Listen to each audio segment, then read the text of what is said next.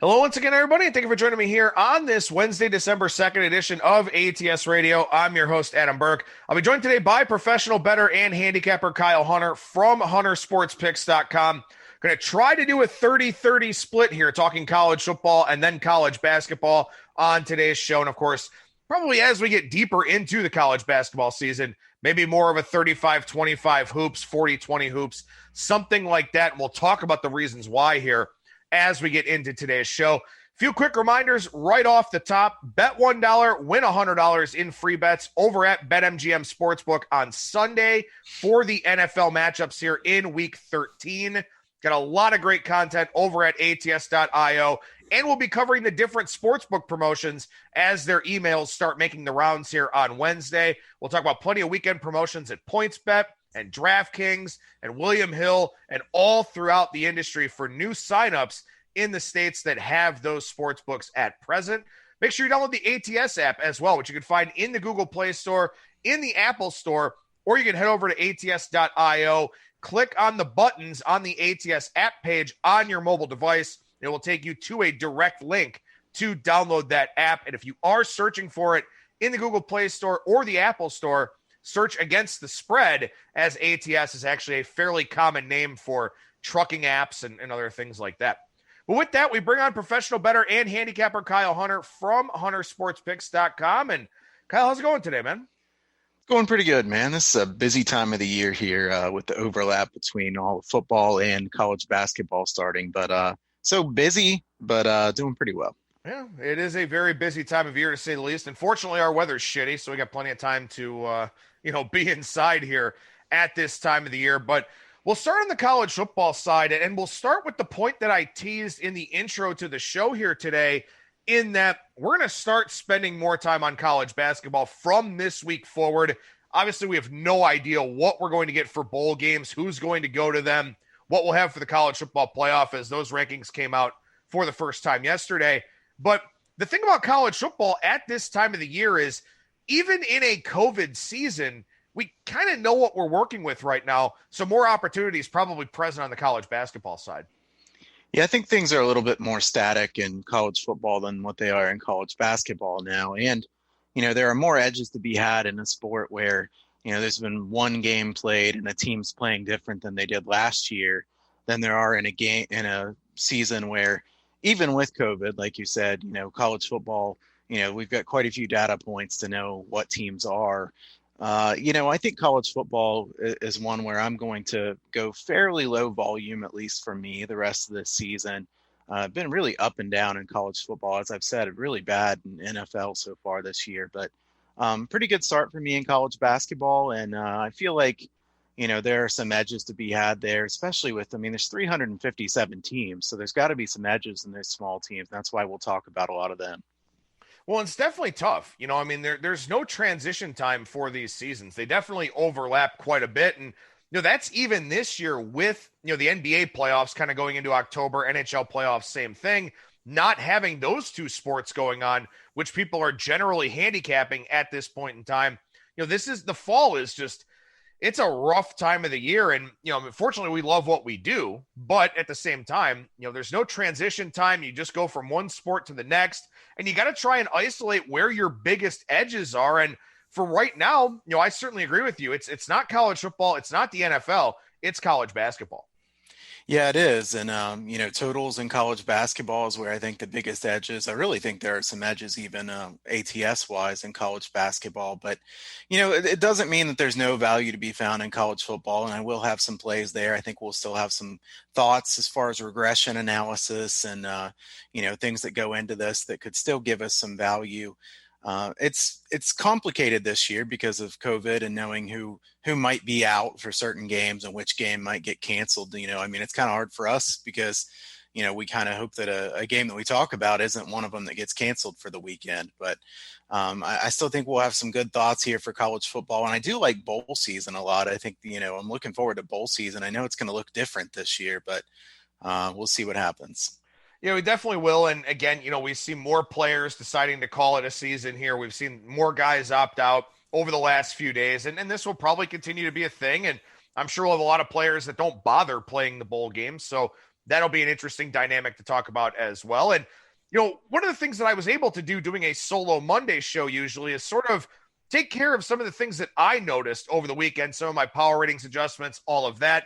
Well, this week, driving back from South Carolina on Monday, not able to do that Monday show. So we got quite a few notes here coming out of the weekend. And, again, right now, the market is pretty efficient at this point in time with college football. There are, certainly some areas of concern with teams that have COVID, teams that have had games canceled recently because of COVID, all of that.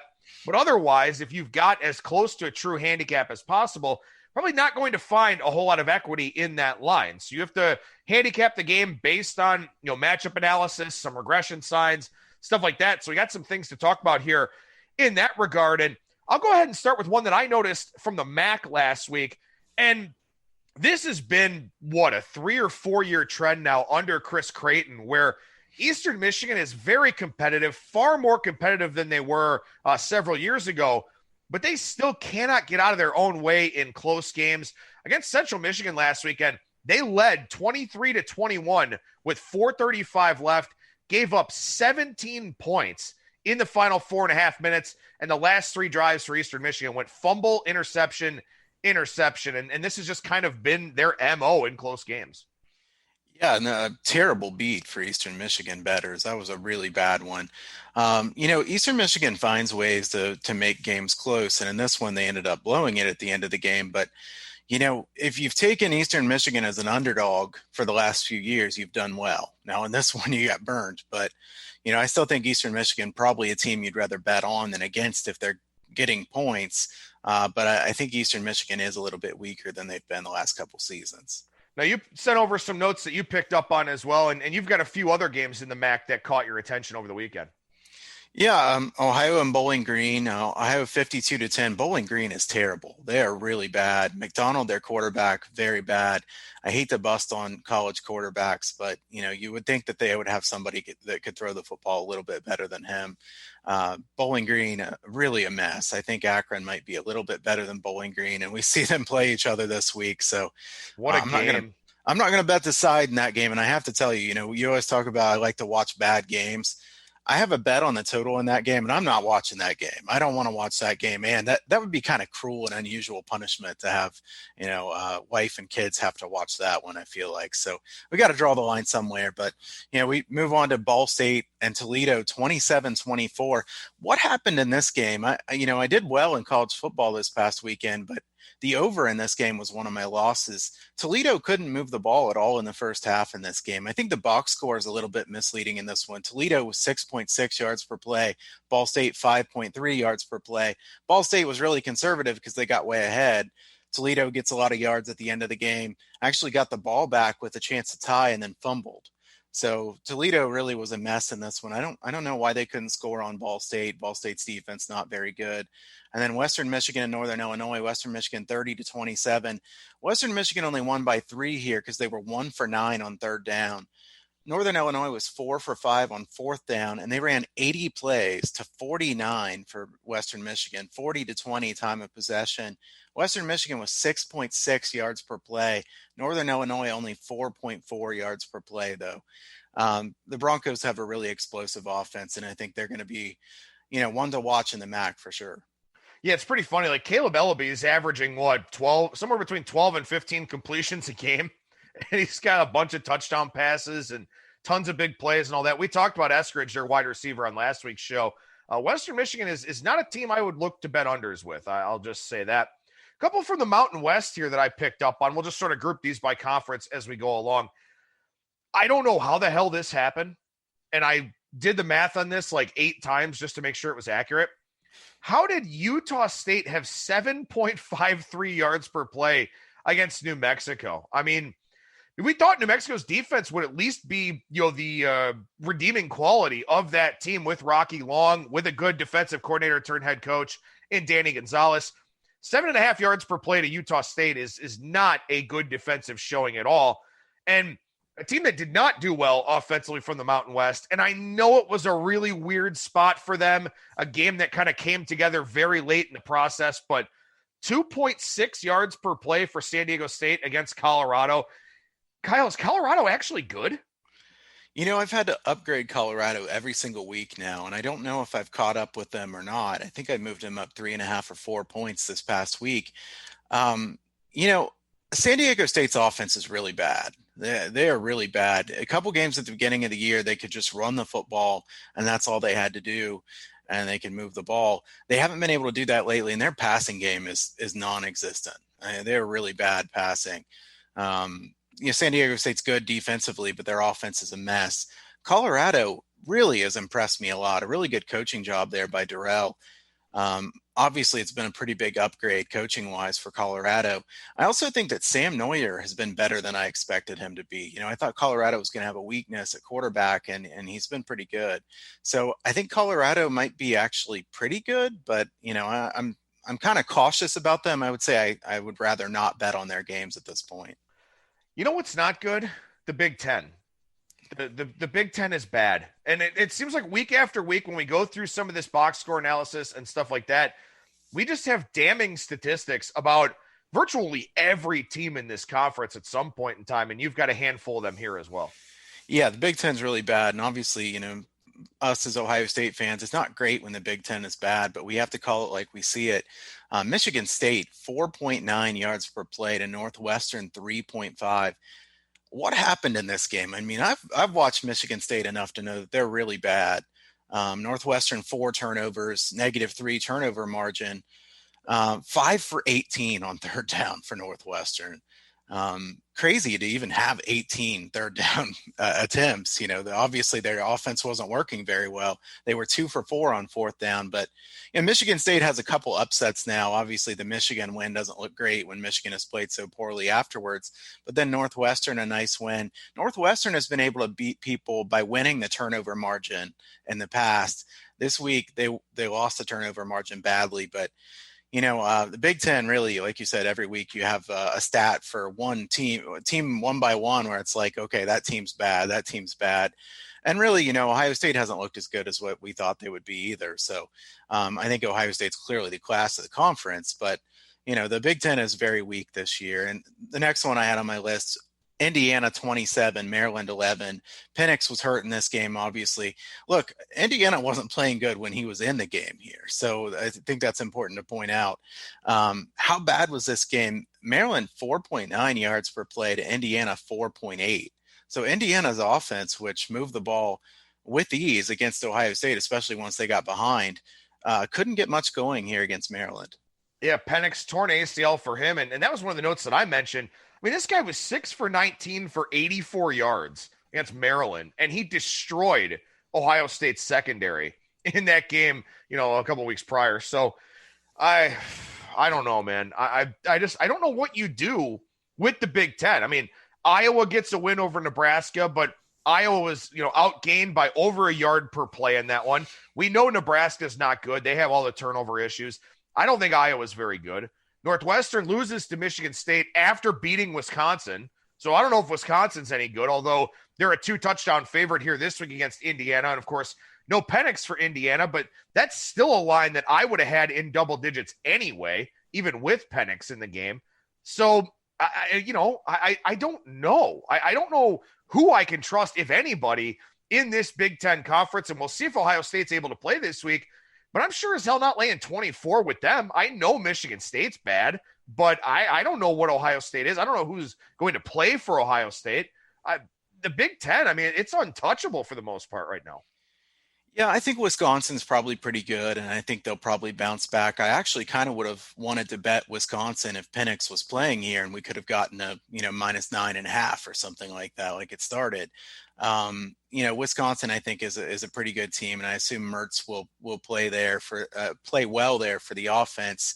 Outside of Ohio State, and then I think Wisconsin, it's hard to know what you're going to get in the Big Ten. And like you said, I feel like Ohio State and Michigan State is unbettable this week. If you want to make a big bet on that game, I'd be worried for you because, Ohio State should beat Michigan State badly if they have enough players and it's key guys that, it's not key guys that are out. But, Michigan State's been up and down, and Michigan State's a bad team, but we don't know what we'll get from Ohio State. And like you said, at this point, we don't really know what we're going to get from a lot of Big Ten teams. So it is hard to bet the Big Ten right now. One note that I definitely want to make sure I mention here, Notre Dame. People are going to say, oh, they only won by 14. They're going to do whatever they can to diminish Notre Dame's victory over North Carolina. And I know we've been relatively critical, certainly on my shows with Brad Powers, about Notre Dame over the course of the season, but holding North Carolina under 300 yards of offense, that is not getting nearly enough run here this week. And I don't know if it's because of all the COVID stuff stealing headlines or whatever else, but this Notre Dame team has rounded into some very excellent form here. Yeah, Notre Dame's playing better than I would have expected by quite a bit. And I never would have expected North Carolina to have only 298 yards of offense. And if you watch the beginning of that game, North Carolina moved the ball really easily. It looks like it's going to be a shootout. The total in that game was upper 60s, 67 or 68. And I remember seeing tweets on my timeline was 14-14 in the first quarter. First one to 50 wins this game. And then North Carolina scores 17 points. Notre Dame, really impressive. They kind of just salted away their win there at the end of the game. Notre Dame has a really good defensive coordinator. And I think Notre Dame's offense has kind of come along as we've gone through the year. So Notre Dame, a team I've had to upgrade in my power rating some as well, because I think that was a really impressive win last week. All right, so we get to some interesting stats, some regression stats, stuff like that. And you and I both isolated this one. And it's not really the most surprising of statistics. I think the degree to which this stat stands out is pretty interesting. But the Kansas Jayhawks are minus 34 in sack margin. I don't know how that's possible. That's hard to do in 8 games. I mean, gosh, this is, even if they had played 10 or 11 games, that'd be pretty ugly, but they've played 8 games and they're negative 34 in sack margin. You can't think of anything positive to say about Kansas football. I feel like also, Kansas games are nearly unbettable, right? Because you want to lay that many points against them. Not really. I mean, I'd probably rather bet against them than I would bet on them. But, it's a really hard bet to make. And then every week when I go through prepping for totals on Sunday night, Monday morning, I get to the Kansas game and I skip it. There's no point. I mean, why do I want to bet the total in Kansas's game? I mean, I'm trying to decide if Kansas is going to score. No, I don't blame you. You know what I would do if I was Kansas, and I will beat this horse to death? I would hire Ivan Jasper and run the triple option. Yeah. It's that simple. You are not getting talent to go to Lawrence to play football. It's just not going to happen. Basketball? Hell yeah. Football? Not so much. And the Les Miles hire was weird too, because you're not going to grow anything with Les Miles. He's a placeholder there who, you get a big name hire and that's cool. It's still not going to draw talent to play at Kansas. You just run the damn triple option already. I mean, why not? What do they have to lose at this point? I mean, they've been losing for that long. They might as well try something different. Mark Mangino's not coming through that door, right? Because he probably can't fit through it anymore. But, look, that was the heyday for Kansas football. And I can say that as a fellow fat guy, by the way.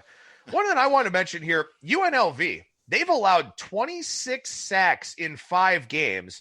They've also allowed 29 red zone trips to the opposition in 5 games. So, seems like it's going to be a slow and painful process there for Marcus Arroyo, however long he's there. Yeah, and I will say that I've watched some of the UNLV games, probably too much, but UNLV's quarterback play has not been very good. They hold the ball a really long time. They got to get rid of the football some too. So, for some perspective, I will say I don't think it's only on the offensive line for UNLV, but yeah, I mean, to allow that many red zone trips, UNLV. I don't think it's fair to grade Marcus Arroyo yet. So, some of the people are saying Marcus Arroyo is not doing a good job. Let's see how he does here in a year or two. There's just not a whole lot of talent there. I don't think he has a whole lot to work with. Well, one more for me, and then we'll talk about some of the ones that you highlighted here. We talked last week on the podcast. I stumped you with a trivia question about the teams that were 100% on touchdowns in the red zone. Buffalo, I believe, was one of them. The other one was UMass. Unfortunately, that is no longer the case. UMass no longer tied for first in the country in touchdown percentage in the red zone. They are tied for 104th because they are now 1 for 2. Yeah, Buffalo was my guess. So Buffalo wasn't one of the two, right, but they were really close. I actually looked afterwards. They were 11 for 12 scoring touchdowns. So I have to give myself partial credit. Damn it. That was a pretty good guess. UMass, gosh, I mean, I kind of hope this is the last time we talk about UMass this year. Why? All right, fine. You watch a bunch of UNLV. You've already worked in Bowling Green and Akron, but you don't want to talk about UMass? I don't get it. UMass is next level bad, that's for sure. All right. What are some of the either regression signs or some of the more interesting statistics that you have here for today's show?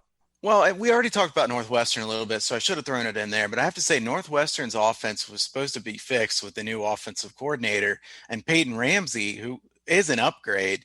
But they have 4 plays of 30 yards or more in 6 games. I mean, we saw this last year from Northwestern. For reference, Michigan State has 11 such plays in 5 games. We know their offense is terrible. So Northwestern's offense really isn't working again this year. I kind of wonder what's going to take to get Northwestern's offense working here. I don't know. I mean, they should be better than this, but they still aren't. Yeah, I don't know. I mean, this is back-to-back games under 4 yards per play for Northwestern. So I don't know how it really changes. I don't know if it's a lack of skill position guys, because, I mean, Peyton Ramsey played pretty well when he was with Indiana. Did have better skill position talent, of course, but it really hasn't translated here for the Wildcats as of yet. By the way, it was Northern Illinois who was the other team that was 100%. When we talked about them last week. But sticking with that Big Ten theme, you're looking at Maryland as a bit of a regression candidate here. Yeah, Maryland is 19th in yards per play on offense, which is really pretty impressive. And stunningly, they only 23.5 points per game, which is 95th in the nation. It's very rare that you're going to find this. Obviously, they haven't played as many games as some teams would have at this point in the season. But this late in the season, to find 19th in yards per play on offense and 95th in points per game is really pretty big spread there. And they're only 4 touchdowns and 9 trips into the red zone this year. Certainly positive regression expected here for Maryland's offense. I think I'd probably look to bet overs with Maryland. Now, Texas Tech is a team, and I apologize, I glossed over this one. We're trying to get to a lot of stuff here in a relatively short period of time, but you did mention some box score stuff about Oklahoma State and Texas Tech all of a sudden playing a shootout with 94 points in that one, but you also have Texas Tech listed here as a potential regression team on the turnover side of things. Yeah, 17 fumbles and only 5 of them lost. I think Texas Tech's been pretty disappointing this year, especially on offense. The Red Raiders not nearly as efficient as what we've seen in the past on offense, and that's with 17 fumbles and only using 5 of them. So Texas Tech, not a team I'd want to bet on. Yeah, Texas Tech 7.6 yards per play against Oklahoma State last week. Very hard to power rate the Cowboys right now because their offense is just in a strange, almost state of purgatory where all they can do is run the football. Illingworth goes out with COVID, and now it's officially all Sanders, and maybe that helps them, maybe it doesn't. But some interesting developments out of the Big 12 with last week, and in particular with Oklahoma State. What about NC State here as we give the ACC a little bit of love? You're following along with their offense and some signs of regression. Yeah, they're 71st in yards per play, but 43rd in points per game. So the opposite of what Maryland's been doing, not quite to the same degree, but they're 35th in third down conversion percentage offense so far this year. I don't think NC State's offense is quite as good as they look right now to a lot of people. So NC State, a team that I'd probably rather bet against or bet unders with, and I believe there is some weather in their game this week. So that one will be one that I look at for NC State this weekend. But, to me, NC State's a team that they're on their backup quarterback in Bailey Hawkman. NC State putting up quite a few points per game, but it's partially because they've gotten a lot of turnovers and had short fields. So I think their offense is not as good as they look. Well, and again, from the ACC, I will mention this again because their game against Florida State was canceled last week. Virginia getting outgained by 1.2 yards per play in ACC action. Phil Jurkovich, the quarterback for Boston College, is questionable this week with a knee injury. So keep an eye on his status, although Boston College has been running the football a lot more effectively here of late. But Boston College +6 is a play very much on my radar this week as a fade of Virginia. Yeah, I'd like to see that Jurkovich is going to play, but if he were playing, I'd bet Boston College in that game. So we'll see what his status is throughout the course of the week, but I like that lean as well, certainly. The last one I had for regression, Central Michigan, minus 0.14 yards per play margin on the year, but 3-1 on the year. The question is, can they find a healthy quarterback, or could they get more back? I don't think there's been any word on that still, which is kind of strange at this point. But, Central Michigan has not been very good on yards per play margin so far this year. At the same time, McElwain's done a really good job there, and I'm kind of hesitant to bet against them. But, I wanted to point that one out because you usually don't see a team that's negative yards per play, but 3-1 on the season. The one caveat I would give is I believe Western Michigan had like 9 yards per play against them in that one game. So a little bit of a sample size issue there, but at the same time, Central Michigan, probably a little bit of a regression candidate, and we'll see what happens here in their upcoming games. Actually, one more real quickly for me, because I got to mention this one. Wake Forest, I believe, is their game this week already been canceled, I think? I think so, yes. Yeah, so, not that it's super useful here to mention on today's show, but Wake Forest has turned the ball over one time in 7 games. They are plus 15 in turnover margin. So I don't know if they've got another game left, but if they do, I don't know, maybe they just keep taking care of the football and defying the turnover gods. But 1 turnover in 7 games is simply astonishing. Yeah, that's hard to do. I wouldn't think that would continue, and we don't know when they'll play again. But if they do play again, that's something to keep in mind. I will say I don't love betting against Dave Clawson. So, we'll see what happens with Wake Forest, but I think they're shut down for now. We'll do a couple of game breakdowns here, and we'll start with a highlight video for Friday night's game 327, 328 in the Sun Belt. Louisiana takes on Appalachian State. 2.5, the prevailing number across the market. You can find some rogue 3s out there with Appalachian State, a home favorite in Boone, North Carolina. Total on this game, 51.5 or 52. I'm ATS Radio host Adam Burke, joined by professional bettor and handicapper Kyle Hunter. Kyle, interesting game here because Appalachian State 8-0 lifetime against Louisiana. They've beaten them 4 times over the last 2 years, twice in the Sun Belt Championship game. But I look at this one, and I think Appalachian State's a little bit vulnerable here. Yeah, this is a complicated handicap because the Coastal Carolina has already locked into the conference title game, and then you've got Louisiana going to be their opponent. So App State, this is their game that would matter to them. So you would think that they would want to play here in this game. At the same time, I feel like App State, you could argue that they're a bit disappointed because of, what their expectations were for the season. I see rain in the forecast for this game, and that's why the totals come down a bit. My number was 51.5, also minus 2.5. So I can't say that I have any great line value on this game.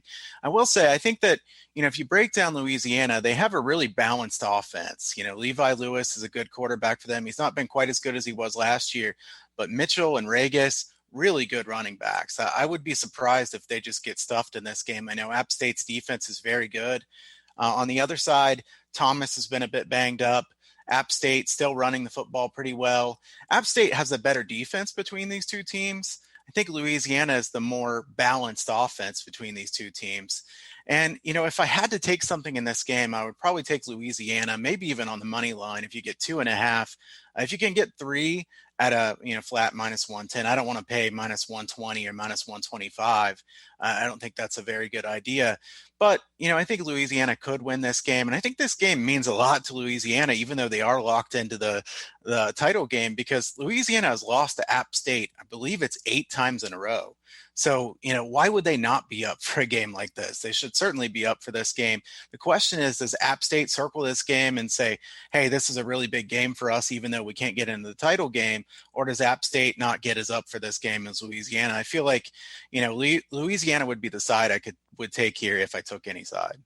Yeah, it's so interesting because Appalachian State has really underperformed expectation. I mean, they are 7-2. They have lost to the 2 best teams they've played in Coastal Carolina and Marshall. Both of those games, of course, on the road. They are back at home in the elevation for this one. And remember, as far as college football teams east of the Mississippi, Appalachian State is the highest in elevation. So they do get a little bit of a home field bump because of that, even though, of course, home field watered down a little bit here for this college football season. But App State's 2-7 against the number. Now, they've had problems covering in a big favorite role, and they've had problems covering in their close line games, both of which they lost to Coastal and Marshall. I think Louisiana, we kind of forgot about how good this team is because, they just haven't really done anything that stands out to any degree over the last several weeks, but they are a very good team. They've got a very good head coach in Billy Napier. I just feel like this is probably the most vulnerable that App State has been. And Louisiana, I think, is a team that's good enough to smell blood in the water and take care of business. But, I can't fault anybody for looking at the series history. Again, App State's won 4 meetings over the last 2 years. They have the Raging Cajuns number for whatever that's worth. Still, for me, I think it's Louisiana, and I agree with you. If you like the Raging Cajuns here, 2.5, not a ton of line value with that. Just go ahead and take the money line.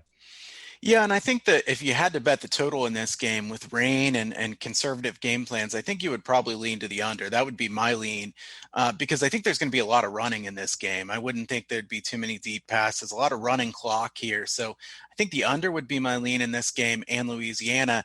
And if you look at it, Louisiana has lost to App State several times in a row, as we said.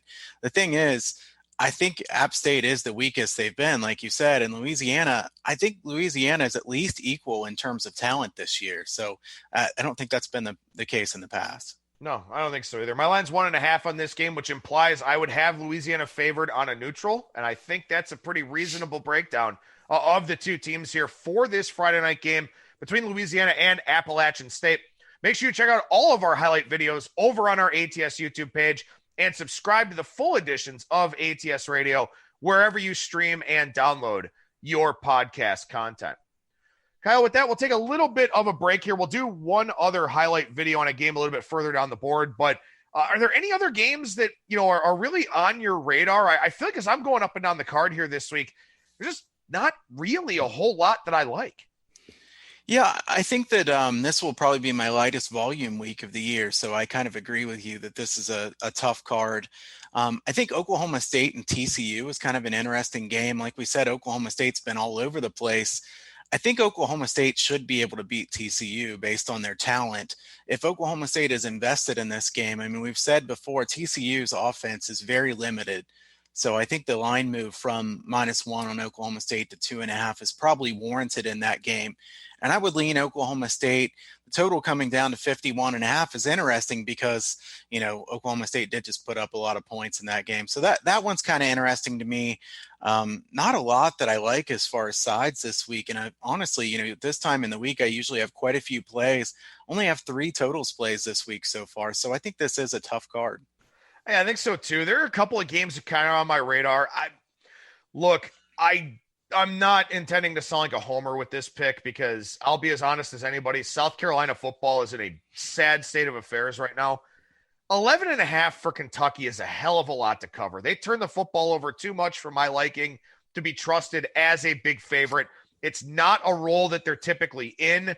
They play South Carolina pretty much every year, both being in the SEC East. Highest favorite role for Kentucky since 1998. And I don't think, and think about it, South Carolina was really bad in the early 2000s. I mean, they were like one-win team kind of bad. I don't think this is a historically bad South Carolina team. I think this line's just a little bit too high. And again, double-digit favorite with a lower scoring expectation with a total of 47.5. So kind of looking at that one a little bit.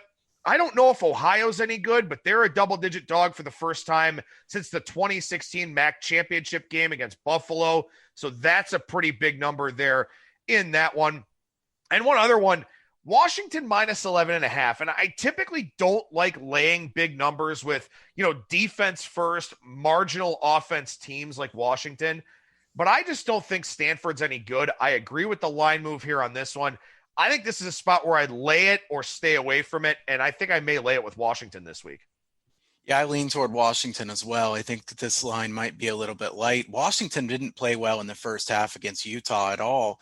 They did play really well in the second half in that game. That was a game where I had the under. Washington's defense being so good in the second half helped me cash that one. I don't think Stanford can consistently move the ball on Washington. And I don't know that Stanford's going to stop anybody very much at all in the Pac-12 this year. I like David Shaw a lot as a person. Seems like a great guy. The team has been going in the wrong direction, though, here of late. So we'll see if Stanford can turn it around or not. But I agree with you on that lean. All right, we'll do one more quick highlight video here with a game breakdown for game 395, 396, West Virginia and Iowa State. Good one here between two quality teams. And, quite possibly the two best defenses in the Big 12. I'm ATS Radio host Adam Burke, and I'm joined by professional bettor and handicapper Kyle Hunter from huntersportspicks.com. And we got Iowa State 6.5-point favorite here, total of 49, 48.5 in that range. And kind of bummed we didn't get to see West Virginia against Oklahoma last week because I thought that would be a good matchup. Pretty interesting spot for the Sooners. Now West Virginia with a little bit of extra prep time if this game actually finds a way to go off.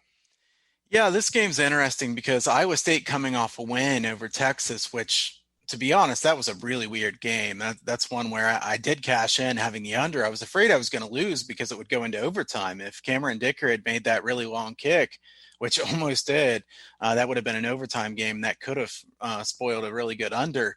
Iowa State was really fortunate to win that game against Texas. Tom Herman with some very questionable coaching calls. The fake punt in their own side when they're winning led to a score. Iowa State fortunate to win that game, I think. Texas, that was more about Texas losing that game. Iowa State, a team that I like to bet as an underdog, not a team I like to bet as a favorite unless they're a really small favorite.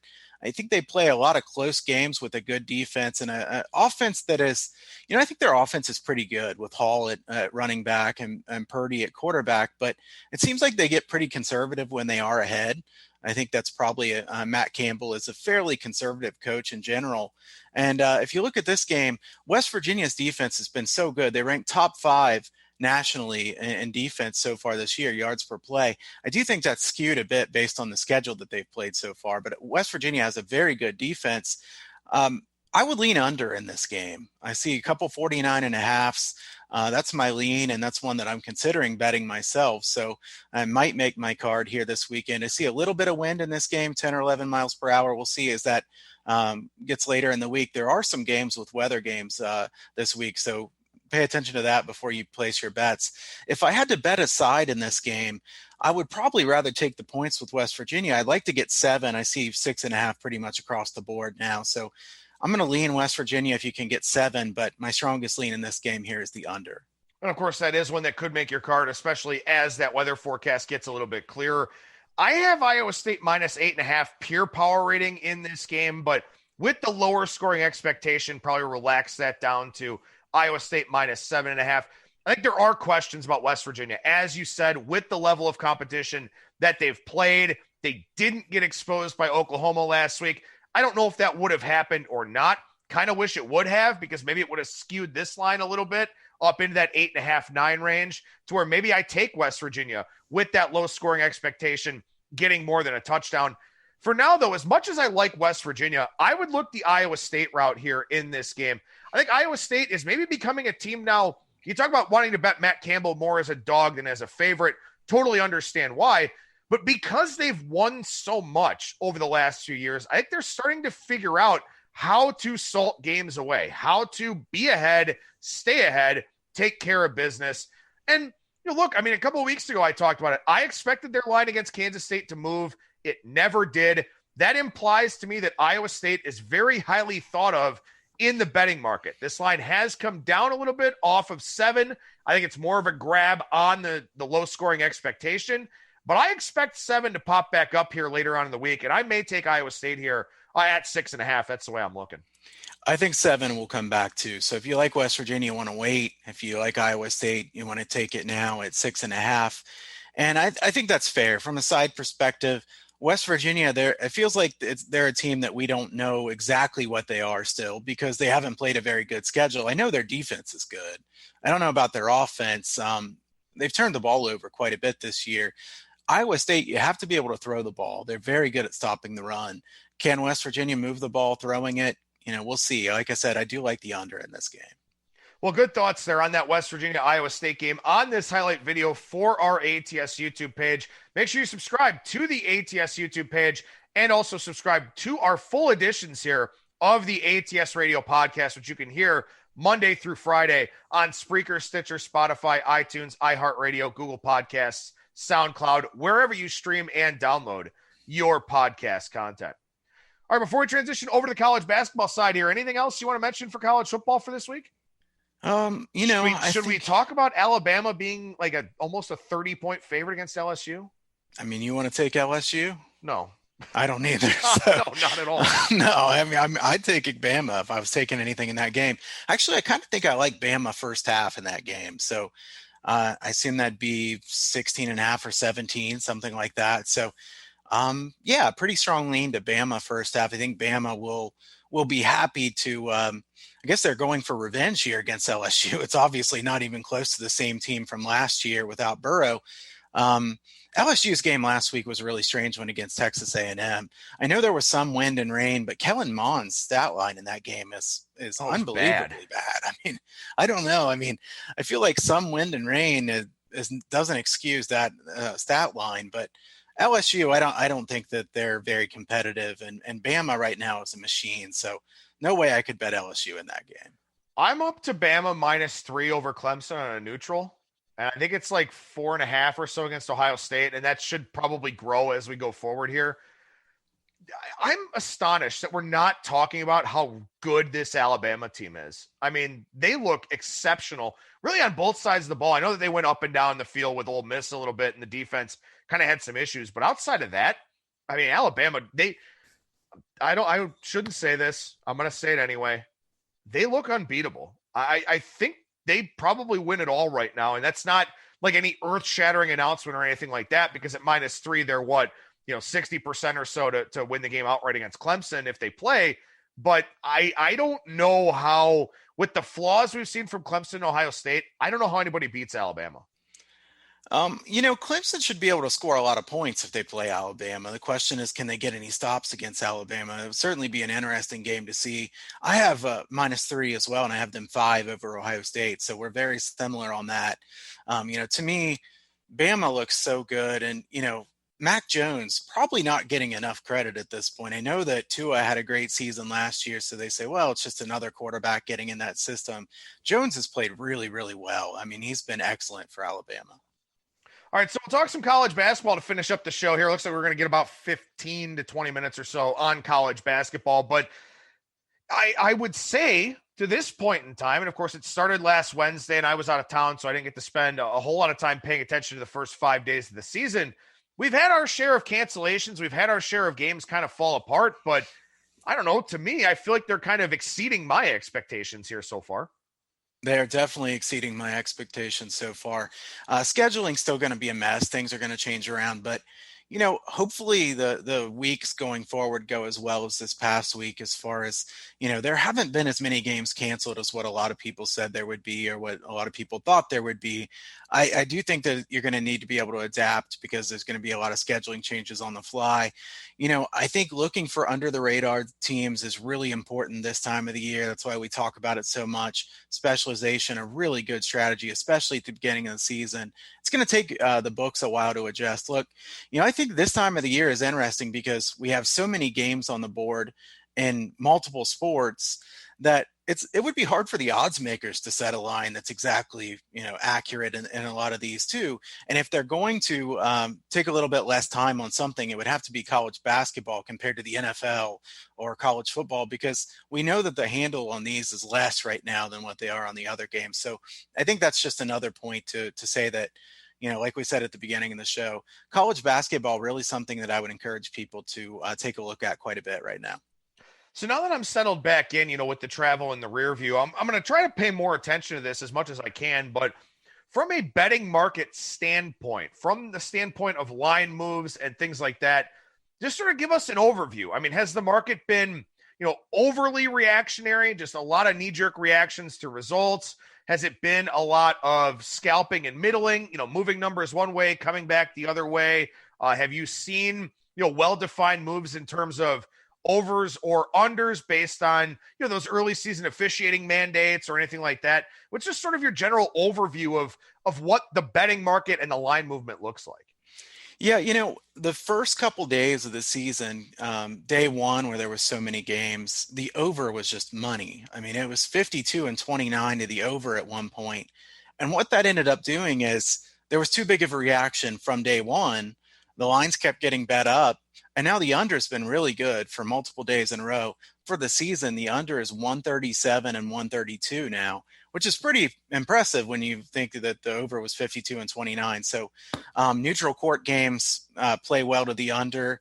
That certainly plays a role here. If you look at favorites and dogs and home and away teams, they're almost exactly 50-50 so far this year, both of them. 136 and 128, the dogs, 134 and 130, ATS, the home teams. I think that there have been some substantial line moves, both on sides and totals, but that's we have that every year at the beginning of college basketball. That's not just this season. I can see some real head fakes in the totals market. We see a line get bet down a point or two. The next thing you know, it's going up 6 or 8 points. It doesn't take a huge amount of money right now to move lines significantly on college basketball totals. I know it can be hard for my clients to match my number in college basketball at the beginning of the season. Try to do the best I can about that. I'm not betting them right at the open, partially because of that. But to me, college basketball market looks similar as what it does in a usual season at the beginning of the year. We do see some significant line moves. We see big reactions to one day of overs or one day of unders. It's kind of like what we see in March. Everybody's paying attention to one day. That's what's happening now. And I think that, in general, I would say that, the under is still what I would lean to more than anything right now based on neutral court games. As far as dogs and favorites, nothing, stands out to me. I do think maybe road teams could have some value as we go forward. I know home teams are 134 and 130, which is really virtually no edge. But I think that, with the lack of fans and things being a little bit different this year, home court has never been quite as important as some people thought. And it's not been as important in college football as some people thought in the past as far as home field advantage. So I do think maybe road teams would be the way I would look more often than not. But yeah, big line moves in the market, definitely some chances for middles. I took a chance the other day on a middle and just about hit a really big middle on a over 144, I think it was, and under 152.5, and the game falls 154. So, you get some opportunities for things like that now, where I think if you really like a side or a total, you can bet it bigger on the one side. Like if you like an over, say you bet $200 on an over, you come back and you could bet 100 on the under at 5 or 6 points better. I think that makes a lot of sense. Yeah, I think it does too. And again, that's all part of the betting process as opposed to handicapping the game, getting your pre-flop stuff together. A lot of guys make very good money off the betting side of things, playing middles, scalping, arbitraging, live betting, of course, stuff like that. We'll talk more about live betting next week when we have more time, because I want to know if it's something that you're doing a little bit more here, since, obviously neither one of us really expected a college basketball season. So, kind of playing catch up with some of the information on some of these teams. We'll also try to talk more about home court advantage as we go forward, which will certainly be neutered quite substantially for this season. But there is an angle about games on neutral courts that you want to mention here real quick. Yeah, this is a good one. Game 1 through 8 of the regular season, which obviously everybody's in that. Neutral court unders of 134 or higher are 55.6% in the last 15 years.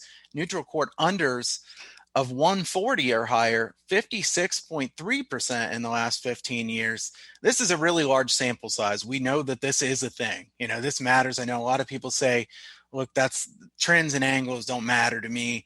This one matters. I agree that a lot of people like to use the, on Monday night, a team is this ATS, which, it doesn't really mean anything. But this one definitely matters. Neutral court games, it's tougher for shooting backdrops. So far this year, neutral court unders with a total of 134 or higher, 43 unders and 24 overs. Pay attention to this one, definitely. Once again, unders of 134 or higher, 55.6%, 140 or higher, 56.3%. You can make a damn good bit of money at 55.6 and 56%. So 56.3%. So definitely a good angle to look at. Hey, have you seen those totals moving down? Do people know about this, or does it, just not really phase them? Yes, people know about this. You want to bet the under earlier than rather than later in this, because you'll see pretty consistently the day of the game, these get bet down. So you probably want to take it the night before if you can. You're going to see some line moves of 4 or 5 points toward the under in these neutral court games. Now, we talked about some coaches last week on the show, sort of looking at, teams that would play slower, teams that would play faster, stuff like that. Have those kind of come to fruition, to your expectation here so far? Yeah. I think the ones that we talked about as far as faster and slower are still playing out that way. And I think this is something I'd like to revisit again next week to look at, tempo changes once we've seen pretty much everybody play or play a couple games.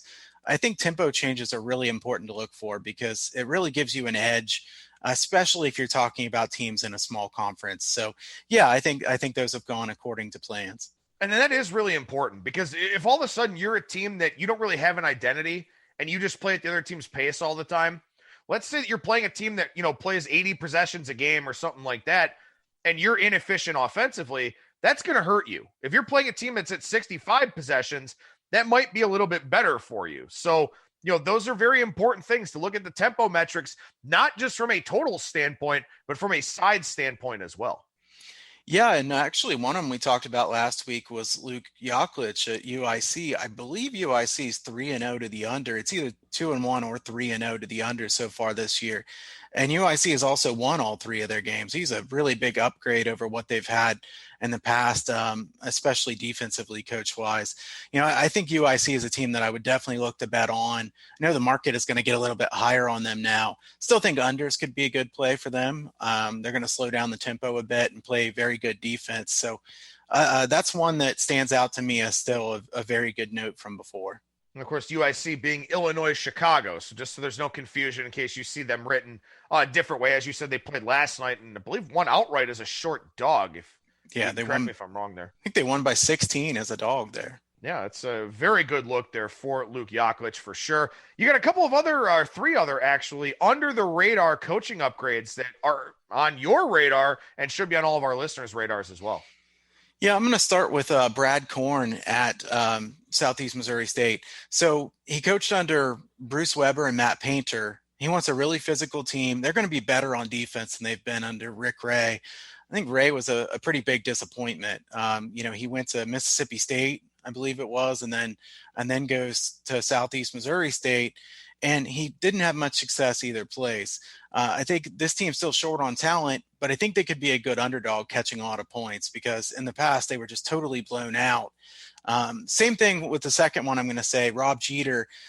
I think Western Illinois is going to be really bad. So I'm not trying to say that immediately Western Illinois is going to be good, but I think he's a clear upgrade from Billy Wright, who had proven, he's just going to have his team in the basement of the conference every year. Now, Western Illinois is probably going to finish at or near the bottom of the conference again this year, but I think it could be worth looking at them as a big dog in conference play this season. The last one I want to say, and I think I have to vent here real quickly. Jeff Linder at Wyoming. I think Linder is a big upgrade from Alan Edwards. I think the players did like Edwards. They tried hard for him, but they didn't seem to have a very good scheme. Linder was a good coach at Northern Colorado, and he's used to the altitude, certainly, because Greeley is already an altitude place. And then you go to Laramie. This team's going to improve through the year. I have to say, I had Wyoming the other night against Texas Southern. I got -5.5. I think the line got up to 10 or 10.5. Wyoming's up 52-31, 1 minute into the second half, and then they lose outright. I mean, to be honest, that's a real head scratcher when you think about it. Texas Southern, kind of a team that doesn't have much of a bench, going to Wyoming to play on short rest at altitude and just dominating the second half. So I don't know what happened there in the second half of that game. I still think that Wyoming will be a good team to bet on at points throughout the season. And I can't argue, I've had a good start to college basketball season, but that was a weird game, certainly. Well, and these are really important ones. These teams that are absolute bottom of the barrel teams that are going to play better, it takes a long time for the markets to catch up to them. And of course, there aren't a lot of recreational bettors playing Western Illinois games or, Wyoming games or anything like that. But it still takes time for the books to make their adjustments because, again, their focus right now is making sure that they've got the top 25, the top 50 types of teams accurately power rated and lined. So these are things that we talk about early on in the season here that we should get, at least 3 or 4 games of value out of, if not more. Yeah, I think so as well. And I think that, talking about teams that are bad teams that could be good underdogs is probably about the best value you could find on those. And the other one that I think that, I want to keep revisiting throughout the course of the season is the tempo changes. Obviously, once we get really deep into the season, everybody will know about them. So for the first few weeks of the season, let's revisit the tempo changes as well. Yeah, we'll definitely work some more on that stuff next week. And, as we've got more of a feel for the market, some more data points for these teams, because they're going to be playing, some back-to-back situations here this week in these neutral site games and all that. We're going to start to get a little bit more of an idea of what we have to work with. And again, of the teams that have made changes that, could possibly be sticking here as this season goes along. And we are dealing with really small sample sizes right now, to say the least, but you still want to look to play either on or against some of those outliers that are out there. And you do have a couple of regression candidates here, particularly from beyond the arc. Yeah, this is something I want to work in more as we go, obviously, too. And we'll have quite a few of these. I know that several listeners have said that they like the regression stats, and, it fits both your and my handicapping profile pretty well. So, here's a couple that stand out to me, though. Southeast Louisiana is shooting 12.8% from three-point range in 3 games. I mean, nobody can be that bad at shooting threes, can they? I mean, obviously, they're not going to be that bad, but I mean, this is a regression candidate that they have to get better from 3-point range. They can't shoot that bad. I mean, I could go shoot better than 12.8% from 3-point range now. I haven't picked up a basketball in a long time. But, on the other hand, you've got Abilene Christian shooting 54.5% from long range in 4 games. This team is not going to continue to shoot 54.5%. Look what they shot last year. They were below 32%. 2 years ago, 37% from 3-point range. This is not going to continue. Abilene Christian unders, I think, could have value going forward because Abilene Christian does play good defense. I don't think they keep shooting the ball the way they have been. Well, and again, if you want Duke and Kentucky and Kansas and Michigan State and, North Carolina and all those types of teams, we'll talk about them as we go throughout the season. But both Kyle and I firmly believe that the way to make good money in the college basketball season is to dig very deep. We're going to talk about the Summit League and the Big Sky and the Big West and the Southland. And I'm sure we'll talk about the Atlantic Sun at some point and a bunch of those conferences that are way under the radar. You know what? Winning $100 in an ACC game is the same as winning $100 in a Big West game or in a Conference USA game or something like that. We just personally believe it, and Kyle's been an excellent college basketball handicapper for a long time, that you're going to find more line equity and more value in these smaller conferences. Right. And the other thing is that, if you want to listen to just Kentucky and Kansas or Duke, there's lots of podcasts that are going to give you that, lots of TV that's going to give you prep for those games. There's not very many people that are going to talk about the games that we do here. And I think that also helps things because, we're talking about things that have a lot of value and you're not going to hear it elsewhere. Yeah, and again, it's very important to isolate these things early on in the process as much as you possibly can because, you will be able to make money off of them, especially in these lower conferences, well below mid-majors is what we're kind of talking about here. Although there is one game you want to touch on real quickly, and I guess it's a good idea to sort of give our listeners a little bit of a view into how you handicap college basketball, into what you're looking for. And, you're looking at this North Texas and Mississippi State game here coming up this week. Yeah, I think Grant McCasland is a really good coach. I think he's a tremendous coach. North Texas had really bad luck on defense last year, according to shot quality metrics from dribble handoff. If you look at North Texas, they're a team that just got beat by Arkansas 69-54. So the markets aren't going to be terribly high on them coming into this game. Mississippi State, a team that lost a lot from last season. Mississippi State without, their top 2 players from last year, maybe top 3 players from last year, arguably. Mississippi State's offense is way down from a year ago. North Texas is very efficient on offense. They're going to continue to be very efficient on offense. I think Ben Howland's team will improve throughout the course of the season, but I think North Texas is a live dog in this game. I think, Ken Palm has this at 4. I don't know what Bart Torvik has this at. I think if this line comes out at 4 or better, for North Texas. I will have North Texas on my card for Friday. I think North Texas is a team that could surprise people quite a bit this season. And I think Mississippi State is the right type of team to fade right now because Mississippi State really lost a lot from last year. People think, well, Mississippi State was a pretty good team last year. They went 20-11. They're not going to be that good this season. And North Texas, a team that comes into this game with nothing to lose, I think they prove a point here, and I think they could win this game outright. Yeah, it's a Friday night game here. North Texas and Mississippi State. Torvik's got North Texas minus 1.2 for what it's worth. Everything obviously very dynamic right now with these rankings, websites, and all of that as we get more data points and the schedule fills out and all those kinds of things. But we'll have some talking points for next week. We can kind of talk about continuity, returning production, how much that matters for you, some of these tempo changes, and all that kind of thing. It's a very big puzzle with a lot of pieces that we got to put together for college basketball. We'll try to do that as much as we possibly can here over the next several weeks of shows with professional bettor and handicapper Kyle Hunter from huntersportspicks.com. And Kyle, what's going on over at the website right now, man? Well, I've got my college basketball season pass up there, reduced the price here to $4.79 for the season. You'll get plenty of plays, 9-6 so far this year, 2-0 on the top rated plays.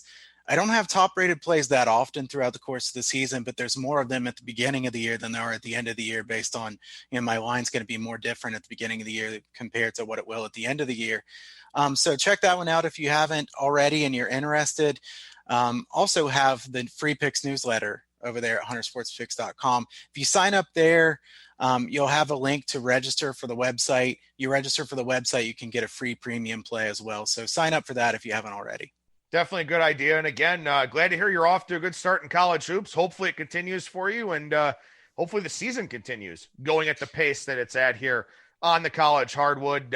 We'll bring back the handicapping the hardwood full show here in a few weeks' time, so that should be a whole lot of fun. But Kyle, always a pleasure, man. Thank you so much for joining me, and we'll talk to you again next week. Thanks, man. Take care. There you go. There's professional bettor and handicapper Kyle Hunter from huntersportspicks.com. Sign up for that free picks newsletter. And, of course, keep coming back to the show here because we're going to give you a lot of college basketball information that I guarantee you will not hear anywhere else in this industry. Coming up on Thursday, we'll chat with professional bettor and handicapper Brad Powers from bradpowersports.com. Then Friday, my Circa Sports Million picks for Week 13 in the NFL. That'll do it for me. Thank you so much for listening, everybody, and I will talk to you again tomorrow.